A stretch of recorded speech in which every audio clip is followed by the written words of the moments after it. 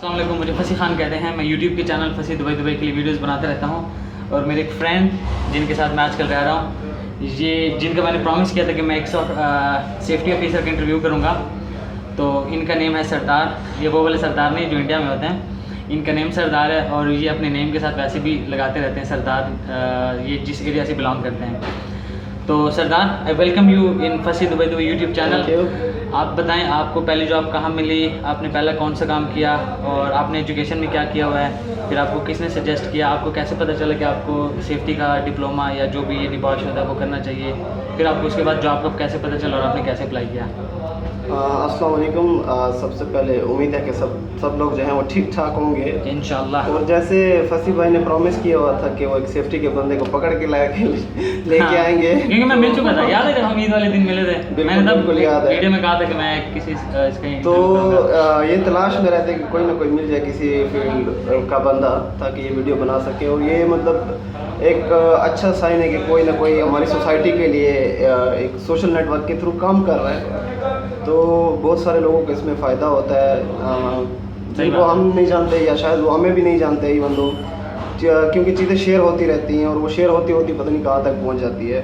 तो मतलब ये कि एक मैं आपको काट रहा हूँ, मैं और आप किसी सोशल मीडिया के थ्रू मिले हैं। बिल्कुल, ये भी आप मेंशन करें। मैं और सरदार एक दूसरे को फेसबुक के थ्रू मिले और अब हम फ्रेंड्स हैं और हम एक साथ रहते हैं। बिल्कुल, एक ही रूम में रहते हैं और अल्हम्दुलिल्लाह। और वैसे हम एक ही सिटी से हैं, लेकिन हम वहाँ एक दूसरे को नहीं जानते थे, हम सोशल मीडिया के थ्रू मिले हैं। तो बिल्कुल ये एक ऐसी चीज़ है कि बहुत सी जो दूरियों को है सोशल मीडिया ने ख़त्म कर दिया है। सही बात है। तो anyways let's move towards the topic कि फसी भाई ने जैसे कहा कि मेरा बैकग्राउंड क्या है या एजुकेशनल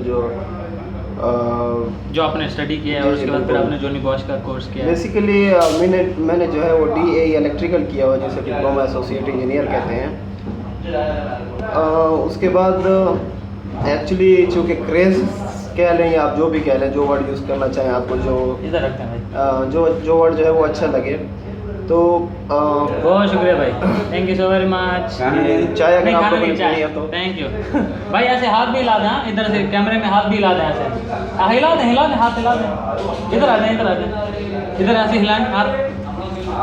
आप इंडिया से हैं? हाँ, ऐसे नमस्ते बोलें, ये वीडियो चल रहा है। चलो ओके। अच्छा नहीं है, सॉरी सरदार, मैंने आपको काट दिया। No problem. तो क्या है कि जैसे मैंने कहा कि 3 साल का इलेक्ट्रिकल डिप्लोमा मैंने किया और पाकिस्तान में काफ़ी अर्सा जो इसका क्रेज़ चला, जैसे कि MBA का चला। और पाकिस्तान में एक थोड़ा सा मैं टॉपिक से थोड़ा हट रहा हूँ, नो प्रॉब्लम, लेकिन एक चीज़ क्लियर करना चाहता हूँ कि पाकिस्तान में कोई भी चीज़ थोड़ी सी अगर पीक पकड़ने लग जाती है तो सारे लोग उसी के पीछे लग जाते हैं, ट्रेंड बन जाता है, वो ट्रेंड बन जाता है। और लोग ये नहीं देखते कि अरे इन फ्यूचर इसका क्या बनेगा, मतलब इस जो हम करने जा रहे हैं, चाहे हम मतलब जैसे MBA वाले हैं, आप जहाँ पे भी जाएं, मतलब हर मोहल्ले गली में आपको MBA वाला मिलेगा, ऐसे डिप्लोमा होल्डर मिलेगा, चाहे वो सिविल का, इलेक्ट्रिकल का या इलेक्ट्रॉनिक्स का है, जिस भी टेक्नोलॉजी का है। तो लोगों को क्या है कि एक तो सबसे बड़ी जो मेन वजह इसकी रीज़न है, मैं टाइम थोड़ा ज़्यादा लूँगा लेकिन चीज़ें क्लियर करता जाऊँ तो अच्छा। भाई आप रिलैक्स होकर वीडियो बनाए, हमारे पास 20-25 ऐसे मिनट्स हैं, टेंशन नहीं है। बिल्कुल सही बात है, और टैक्स भी नहीं है। टैक्स भी है, तो इस वजह से आप थोड़े ज़्यादा रिलैक्स फील कर रहे हैं। बिल्कुल। तो क्या कह रहा था मैं, कहाँ पे था? कह रहे थे कि ट्रेंड बन जाता है, सब लोग उसकी तरफ आना शुरू हो जाते हैं। तो क्या है कि फिर हम फ्यूचर का नहीं सोचते कि यार अगर इतने लोग करने जा रहे हैं तो इन फ्यूचर इसका क्या है, या फिर मेरा जो पर्सनल इंटरेस्ट है ना, सेल्फ इंटरेस्ट जिसको बोलते हैं, जो वर्ड है सेल्फ इंटरेस्ट, कि मेरा सेल्फ इंटरेस्ट किस चीज़ में, वो हम भूल जाते हैं। हम पहला क्वेश्चन यही करते हैं कि स्कोप किस चीज़ का है, हम ये नहीं देखते कि हमारा इंटरेस्ट जो है वो क्या बोल रहा है। सरदार, मैं यहाँ पे एक और बात ऐड करूँगा, मेरा इंटरेस्ट किस में है और मुझे अल्लाह ताला ने सलाहियत कौन सी दी है, कौन सा स्किल दिया जो मैं कर सकता हूँ, जिसको यूटिलाइज कर सकता हूँ। आप बिलीव रखते हो? बिल्कुल। और यही बात के फसी भाई ने जैसे कहा कि मतलब हमारी क्या स्किल्स है और हम उनको कैसे यूटिलाइज कर सकते हैं, हम उसके बारे में थिंक नहीं करते हैं। और शायद सॉरी टू से, जिसको मैं कहूँ कि ये हमारे एजुकेशनल सिस्टम की बहुत बड़ी नाकारी है, या जो भी आप कह लें, जो भी वर्ड आप यूज़ करना चाहें। मेरी चूँकि हम लोग का वही हिसाब है, न इंग्लिश सही है न उर्दू सही है, पाकिस्तानी और कवे वाला हिसाब हमारा बना हुआ है।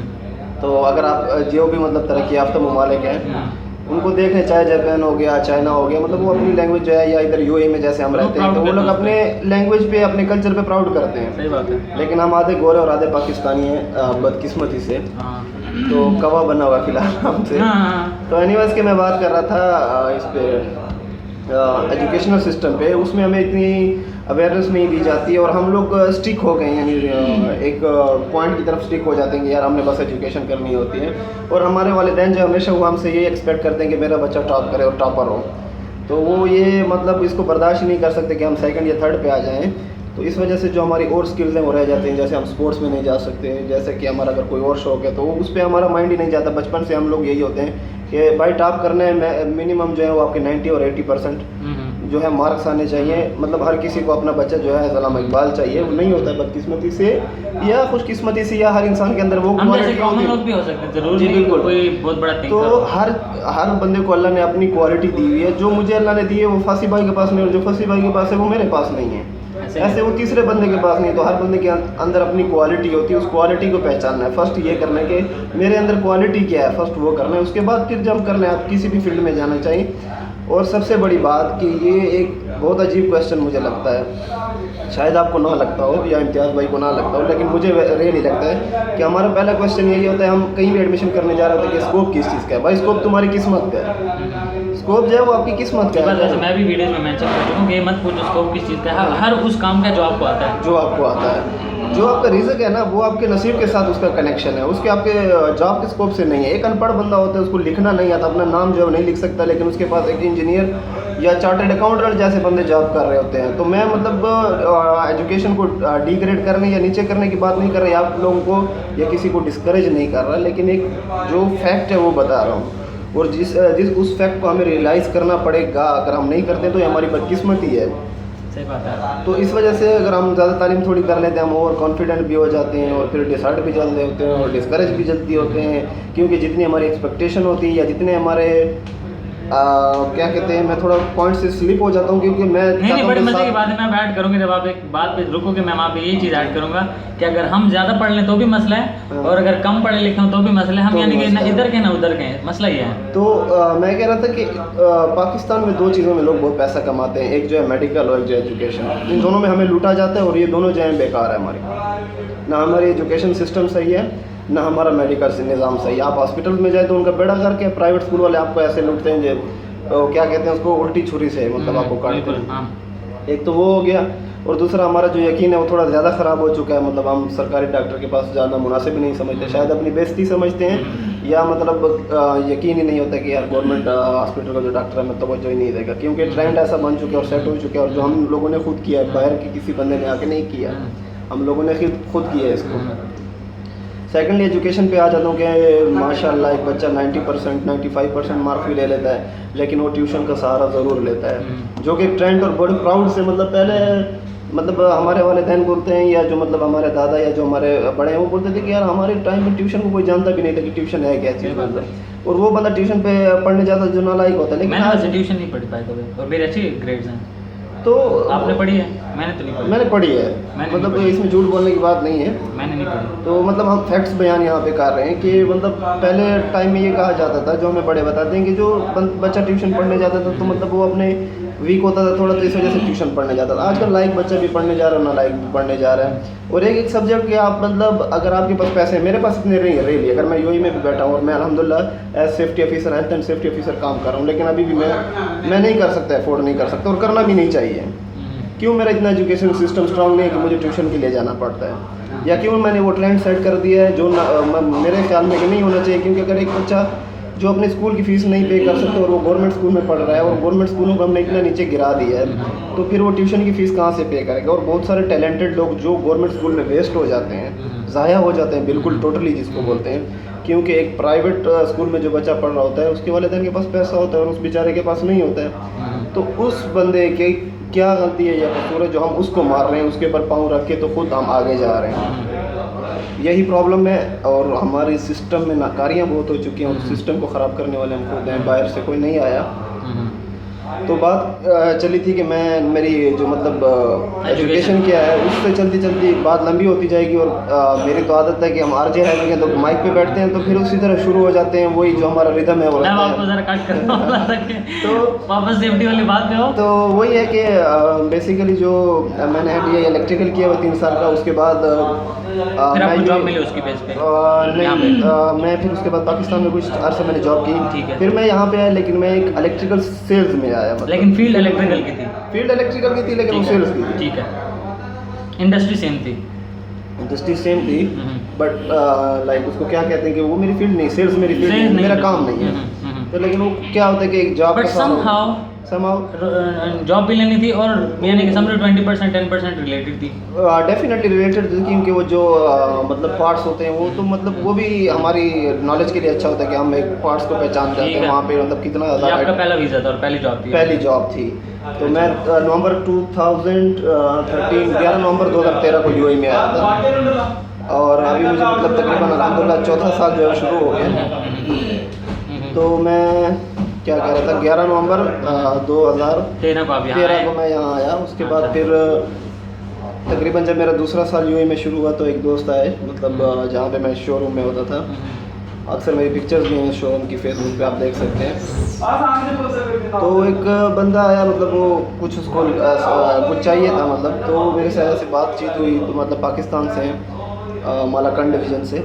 तो फिर वो सेफ्टी फील्ड में थे, तो उन्होंने मुझे कहा था कि यार सेफ्टी का आप मतलब डिप्लोमा क्यों नहीं कर लेते। हमने भी बेसिकली DI इलेक्ट्रॉनिक्स किया और उसके बाद सिंपल BA किया, और यही सेफ्टी का मतलब सर्टिफिकेशन काम ली कर हुई रहे हैं। IGC की हुई है, और अल्हम्दुलिल्लाह मतलब अच्छी जॉब कर रहे हैं। तो फिर एक मतलब कुदरती मेरे दिमाग में आ गया कि यार चलो कर लो।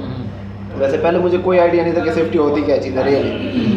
तो जब मैंने कोर्स स्टार्ट किया तो अल्हम्दुलिल्लाह कि मतलब जॉब भी मैं करता था और स्टडी भी करता था, और स्टडी मैं ऐसे करता था कि मतलब सुबह 8 से 1:30 बजे तक मेरी ड्यूटी, फिर 3:30 से रात 9:30 10 बजे तक होती थी। तो मतलब मैं रूम में आता था, रूम की लाइट जो है वो 10 बजे ऑफ हो जाती है कानून के हिसाब से, क्योंकि यहाँ पे ये कानून है। सुबह मतलब डिफरेंट टाइप ऑफ जो क्या कहते हैं कि मुख्तलिफ किस्म के लोग आपके रूम में रहते हैं, कोई किसी ने किस वक्त ड्यूटी Adjust करना पड़ता है। एडजस्ट करना पड़ता है। एनीवेज तो स्टार्ट करेंगे कि तब जो है मैं बुक लेके और स्ट्रीट लाइट, मतलब जो बाहर आपने देखी फंसी भाई, स्ट्रीट लाइट पे के नीचे बैठ के पढ़ता होता था, और इस तरह मैंने एक वो लाइट ये लोग भी देखेंगे तो मैं चलते हुए आगे हाँ जब हम आ रहे वो थे, लोग आप देखेंगे तो इस clip में। उधर मतलब मैं बैठ के स्ट्रीट लाइट के नीचे बैठ के पढ़ता था। तो अल्हम्दुलिल्लाह मेरा जो है वो निगोश क्लियर हो गया, जो मतलब सेफ्टी जॉब के लिए चाहिए होता है, निगोश जिसको बोलते हैं। मैं आगे जाके बताऊंगा कि उसकी फुल बॉडी क्या है, ये क्या है चीज़। तो मैंने उसके बाद निगोश किया। उसके बाद मैंने जॉब सर्चिंग स्टार्ट की इंडीड पे, या जो जितनी भी इनकी वेबसाइट्स हैं, इंडीड हो गया आपका, डूबीजेल हो गया आपका, bed.com हो गया, लिंक्डइन हो गया, मतलब मैंने अप्लाईज किए हैं। और वो जिसको कहते हैं धड़ाधड़, मतलब हमारी उसमें कहते हैं उर्दू में धड़ाधड़, मैंने धड़ाधड़ अप्लाई किए हैं। तो मतलब 1-2 जगह मेरे इंटरव्यूज़ हुए। तो मेरा जो पहला इंटरव्यू था वहाँ पे वहीं पे अल्हम्दुलिल्लाह मैं जॉब कर रहा हूँ। पहले इंटरव्यू में मेरी सिलेक्शन हो गई थी। तो UK के एक मैनेजर थे, मतलब सेफ्टी मैनेजर थे, उनके पास मेरा इंटरव्यू था, और मैं बहुत डरा हुआ था, क्योंकि हमें जो पाकिस्तान में गोरी चमड़ी से बहुत डराया जाता है। अल्हम्दुलिल्लाह अब तो वो नहीं है, लेकिन पाकिस्तान में जैसे बताया जाता है कि गोरे लोग ये और कॉन्सेप्ट है। हाँ कॉन्सेप्ट है, और ये मतलब हमारे जहनों में ये चीज़ डाली गई है, और मतलब कि वो लोग ऐसे हैं और हम लोग इतने गए गुजरे हुए हैं। हाँ और गए गुजरे हुए हम नहीं हैं, लेकिन हमने गए गुजरा खुद को खुद ही कर दिया है। ये चीज़ें हमें रियलाइज़ करनी है, उन पे काम करना है। मुझे लगता है भाइयों, ठीक है, आप लोग भी कमेंट करें कि हमें फर्दर भी वीडियोस बनानी पड़ेंगी भाई के साथ मोटिवेशनल टॉपिक्स पे। एनीवे आप अपना कंटिन्यू रखें। अगर आपको लगता है तो आप वीडियो के नीचे कमेंट ज़रूर करें। जी। अच्छा, तो उसके बाद अल्हम्दुलिल्लाह मेरा तकरीबन आधे घंटे का 30 मिनट का जिसको कहते हैं कि इंटरव्यू था। इंटरव्यू मेरा अल्हम्दुलिल्लाह क्लियर हो गया। तो 2 दिनों के अंदर मुझे कॉल आ गया कि आप इंटरव्यू में उसने क्या पूछा? इंटरव्यू पे काम से रिलेटेड था, डिग्री से रिलेटेड था? उसने मतलब वही आपसे जो मेन चीज़ें पूछी जाती हैं मैं शॉर्टली बताता जाऊँ कि आपकी रोल्स एंड रिस्पॉन्सिबिलिटीज़ क्या हैं, मतलब आपकी डेली रूटीन क्या है, आप डेली क्या काम करते हैं, आपका मतलब डेली रूटीन में सेफ्टी की क्या क्या है, उसके रिलेटेड क्या क्या जो वर्क है वो करते हैं, मतलब आपकी एक्टिविटीज़ क्या हैं, डेली जो एक्टिविटीज़ हैं वो पूछी जाती हैं। लेकिन ये इंटरव्यूअर पे डिपेंड करता है। रिमेंबर दिस थिंग ऑलवेज के आप ये ना कहें कि बहुत सारे हमारे पाकिस्तानी भाई ये क्वेश्चन करते हैं, जो कि मैं नहीं चाहता कि हम इतना पढ़ लिख के और इतना आगे जाके भी ये ऐसे टिपिकल क्वेश्चन करें जो मतलब जिसकी कोई लॉजिक नहीं है।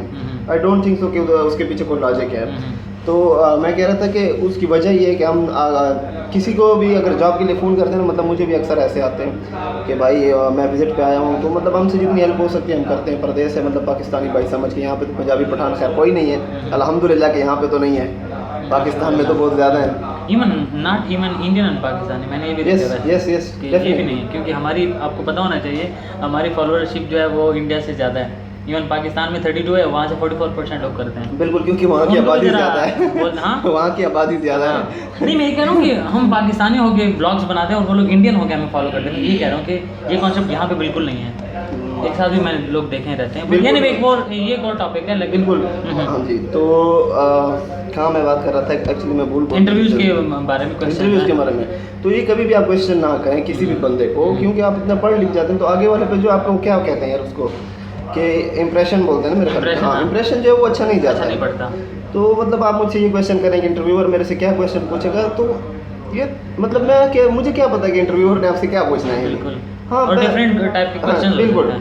अभी एक इंटरव्यूअर ने मुझसे एक चीज़ पूछी, फसी भाई किसी और के पास जाएंगे उनसे और पूछेगा, मतलब मैं अगर फसी भाई के पास गया तो ये मुझे मैनेजमेंट का क्वेश्चन पूछ सकते हैं। मैं इम्तियाज़ भाई के पास गया, सामने हमारे दोस्त बैठे हुए हैं, तो वो मुझसे शायद कुछ और पूछे, मतलब इन्होंने अगर मैनेजमेंट का पूछा तो वो कोई टेक्निकल क्वेश्चन पूछ सकते हैं। ऐसा कोई और बंदा अगर इंटरव्यूअर है तो वो मतलब मुझसे फील्ड का पूछेगा, वो ये टेस्ट करेगा कि इस बंदे ने वाकई फील्ड पे कुछ काम किया है, आया ये काम जानता भी है या नहीं, सिर्फ इसके पास सर्टिफिकेशन है। तो ये चीज़ें बड़ी मैटर करती हैं। तो आपको जो है प्रिपेयर होना चाहिए किसी भी सिचुएशन के लिए, प्रैक्टिकली या थ्योरी जो है वो दोनों चीज़ें आपकी मैटर करती हैं, और किसी भी किस्म का क्वेश्चन पूछा जा सकता है। तो जब आप निगोश कर लेते हैं उसमें सारी तकरीबन जो चीज़ें हैं वो कवर हुई होती हैं। तो काइंडली अगर आपकी स्टडी सही होगी, एक्सपीरियंस नहीं होता है तो मतलब आप क्या होता है कि सीवी को थोड़ा बनाना पड़ता है किसी को भी, एचआर वाले को कन्विंस करने का। वैसे बेचारों का कोई काम होता नहीं है एचआर वालों का। मैं मतलब लाइक नहीं करता पर्सनली एचआर वालों को,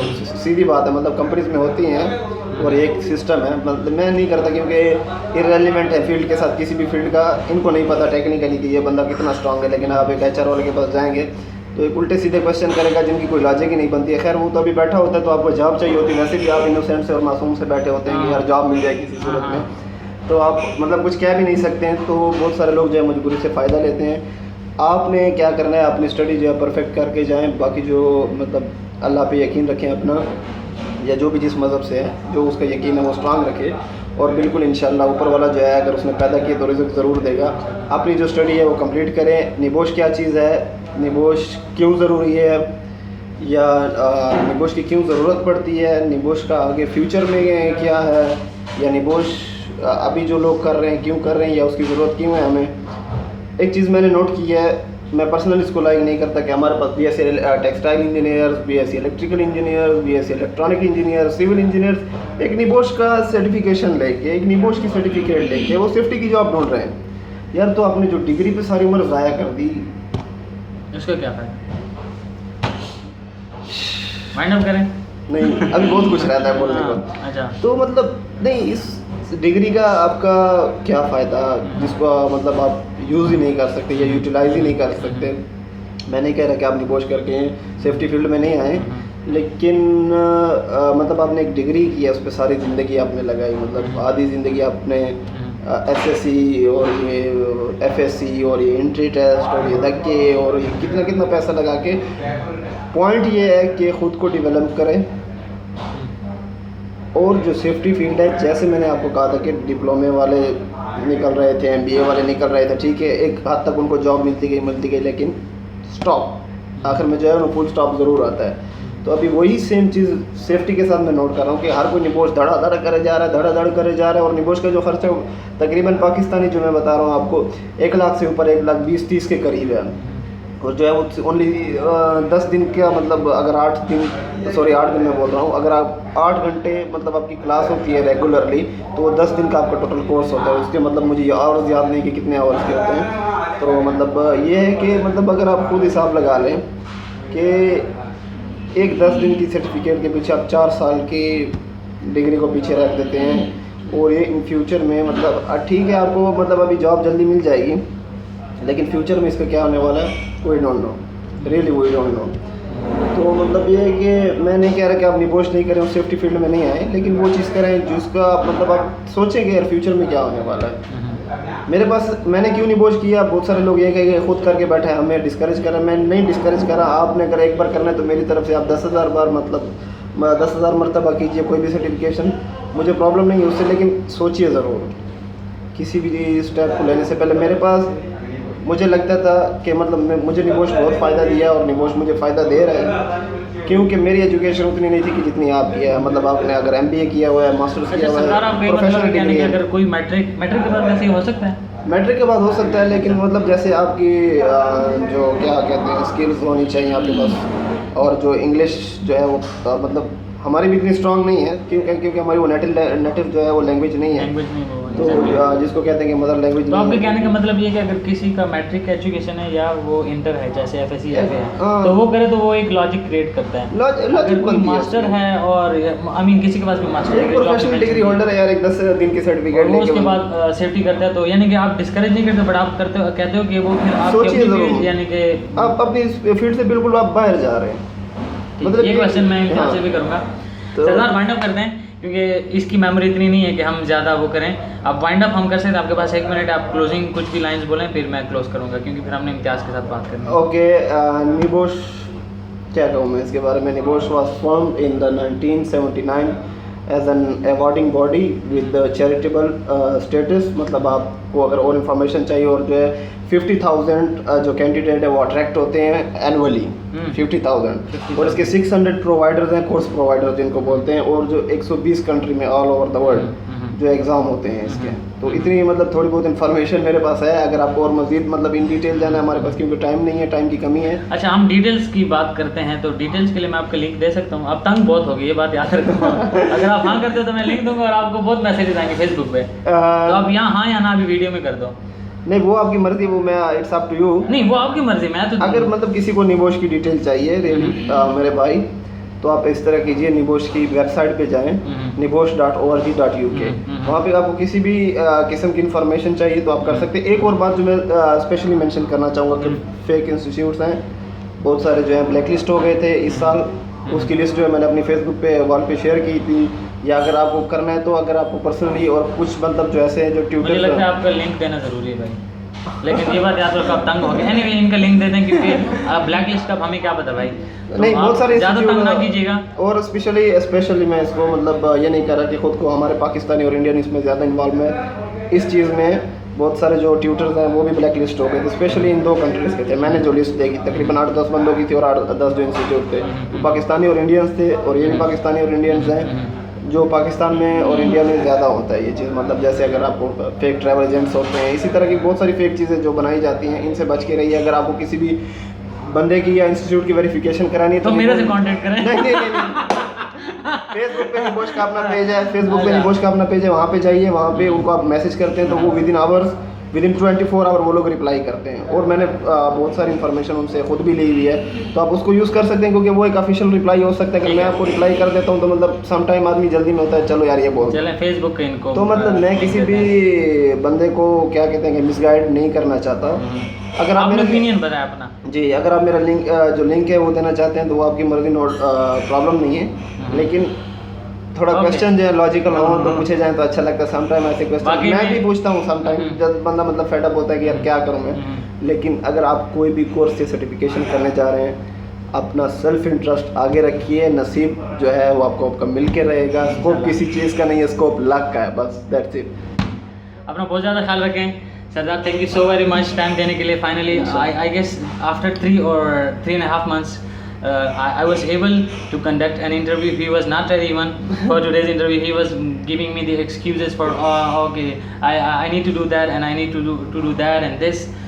अपना बहुत ज़्यादा ख्याल रखें, सब्सक्राइब करें, मैं लिंक ज़रूर दूंगा, मुझे तो कोई मसला नहीं है। अब इनको पता चलेगा कि डिस्क्रिप्शन में लिंक के आने से कितनी ज़्यादा प्रॉब्लम्स, अल्लाह ना करे प्रॉब्लम्स होंगी। इसलिए आपने भी जेन्युइन क्वेश्चंस करने, किसी को तंग नहीं करना, क्योंकि इन्होंने भी ड्यूटी करनी होती है, मुझे भी ड्यूटी करनी होती है। तो फॉलो करें, शेयर करें, ठीक है। कोई भी क्वेश्चन है या कमेंट में मेंशन करें, जो वीडियो के नीचे कमेंट का सेक्शन है, या डिस्क्रिप्शन में मेरा लिंक भी गिवन है, और सरदार का लिंक भी गिवन होगा, उस पर आप कुछ भी क्वेश्चन कर सकते हैं। सरदार एनी लास्ट लाइन फर्दर जो है फासिल भाई की और मेरी वीडियोस आती रहेंगी इंशाल्लाह। जो निबोश के अलावा के मतलब हम सोशली या जिस भी लिहाज से वो आती रहेंगी वीडियो, तो स्टे ट्यून। मैं यही okay, stay tune, thank you, अल्लाह हाफिज़, टेक केयर।